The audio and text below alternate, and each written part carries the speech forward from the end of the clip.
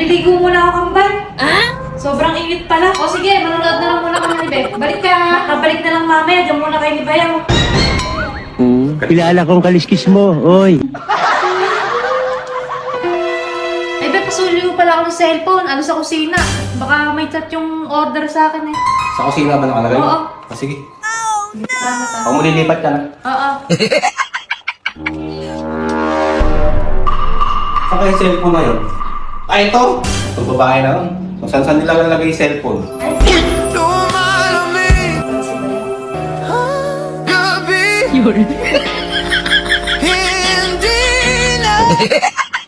Ang init. Ang sarap maligo.